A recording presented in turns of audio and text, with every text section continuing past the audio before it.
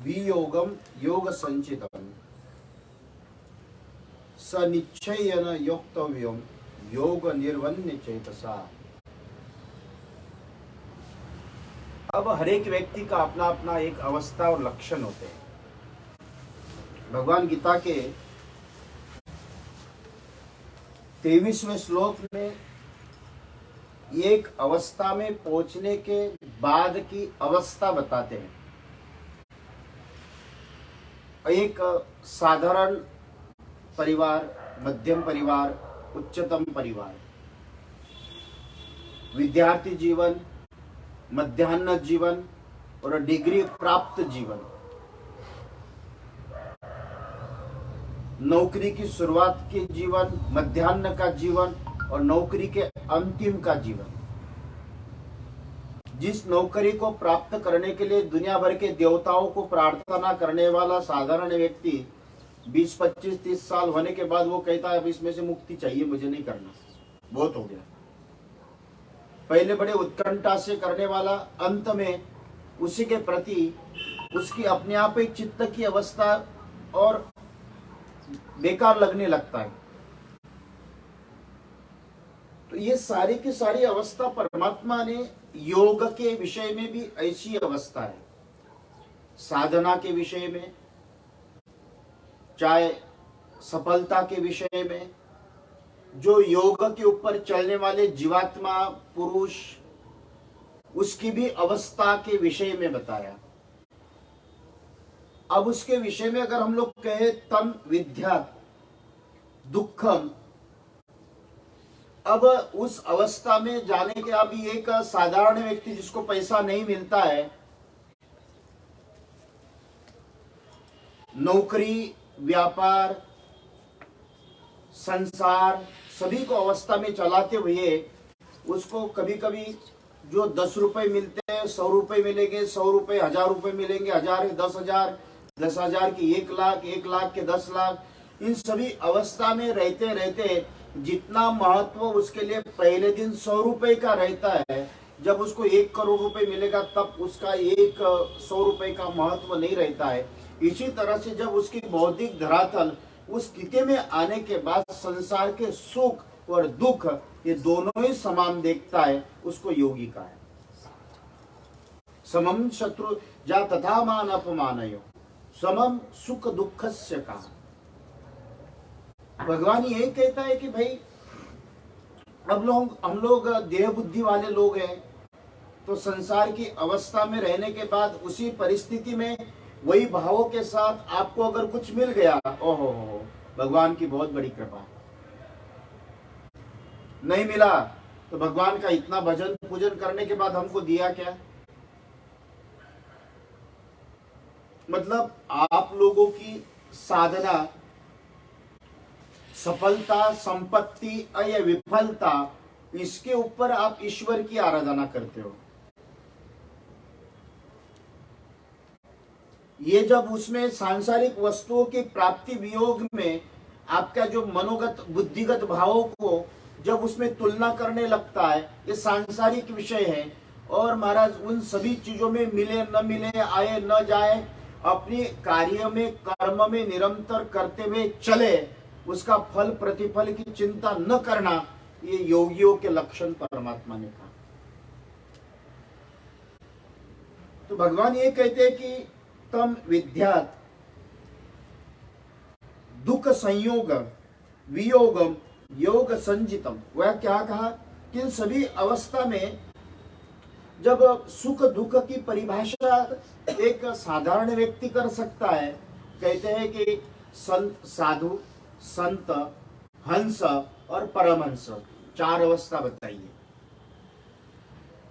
अब इसमें बहुत लंबा विषय हो सकता है कि मैं उन विषयों में साधु किसको कहा जाता है, संत किसको कहा जाता है, हंस किसको कहा जाता है, परमहंस, बस इतना ही कहता हूं कि हंस उसको कहते हैं दूध और पानी, दूध में से दूध और पानी को अलग करना, मतलब दूध बेचने वालों का नुकसान कराने का कार्य कराना, ये हंस करता है। पानी को अलग निकाल देता है। पानी को अलग निकालना, संसार की और साधना का परीक्षण करते हुए जिसमें सर्वश्रेष्ठता है उसको स्वीकार करते हुए चलना, ये हंस रूपी हंस बुद्धि के लक्षण बताए। और परमहंस वो है दूध और पानी को दोनों को एक करके पी लेना, ये परमहंस अवस्था। जो सुख और दुख, जैसे हमारे रामकृष्ण परमहंस जी महाराज के गले में कैंसर होने के बाद भी स्वामी जी महाराज ने उनसे कहा था कि महाराज आपके लिए कोई कठिनाई नहीं है, आप तो प्रार्थना करो एक पल भर में। अरे बोले चिंदी के लिए, इस कपड़े के लिए, फटे हुए वस्त्र के लिए भगवान को क्यों कष्ट दो, ये मेरे भोग है, भोगना है, ये कष्ट मुझे कोई एहसास नहीं होता है। ये सांसारिक दुख को भी ये एक सहजता के साथ स्वीकार करते हुए चलना, उसका प्रतिकार न करना, ये एक योगी के लक्षण है। जब व्यक्ति अपने जीवन में भेद करता है, भेद करना ये स्वार्थ के लक्षण है, और अभेद रहते हुए सबको स्वीकार करते हुए चलना ये योगियों के लक्षण है। अब आप संसार में हो क्या, आपकी अवस्था क्या है? मेरी भाषा समझने में थोड़ी कठिनाई आ सकती है। मैं एक योग के विषय में, योगी के विषय में, साधना के विषय में भगवान ने जो चर्चा की है, उस चर्चा के विषय के ऊपर आपको मैं बता रहा हूं।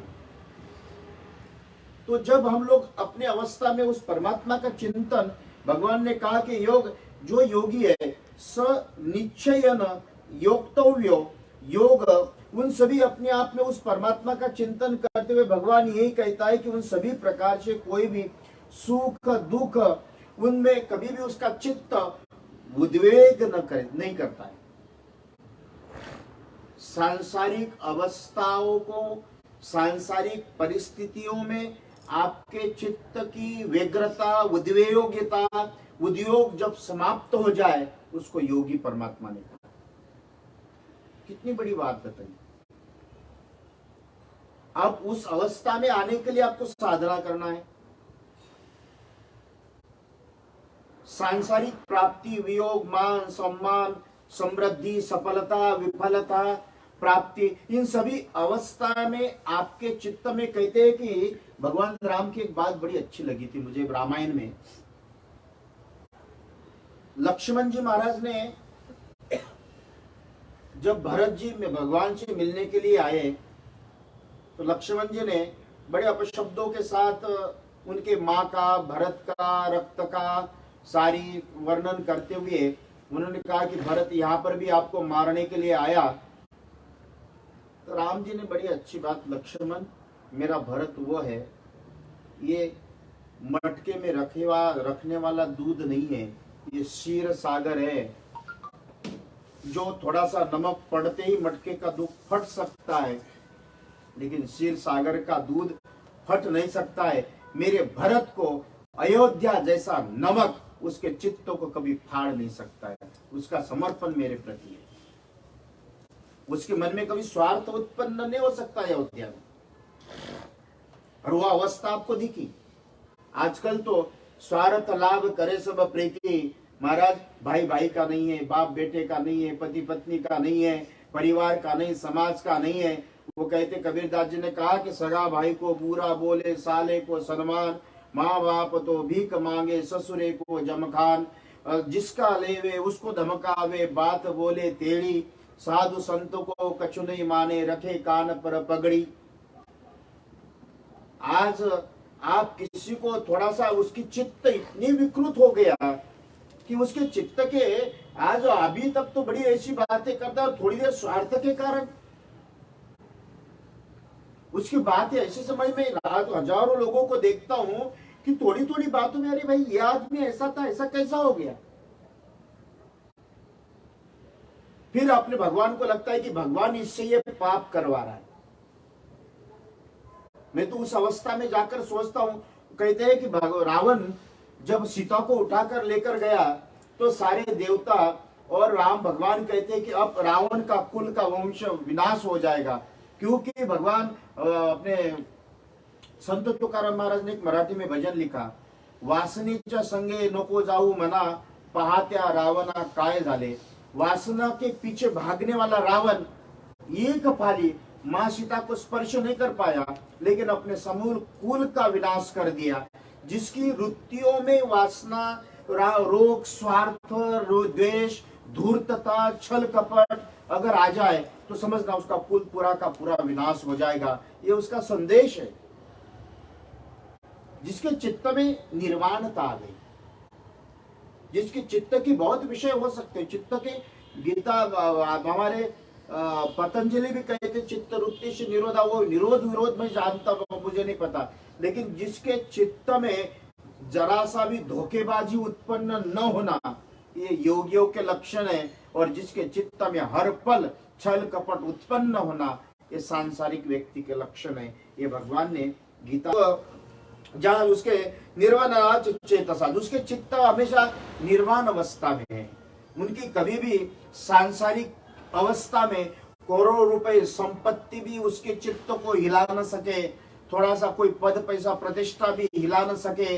वो ऐसा योगियों के लक्षण भगवान गीता में वर्णन करते हुए कहते हैं। आज कल अपन उसमें 24वें श्लोक के ऊपर चिंतन करते हुए आगे बढ़ेंगे। इतना ही कहते हुए अपनी वाणी को विराम देता हूँ। सद्गुरुनाथ भगवान की जय, कृष्ण कन्हैया लाल की जय।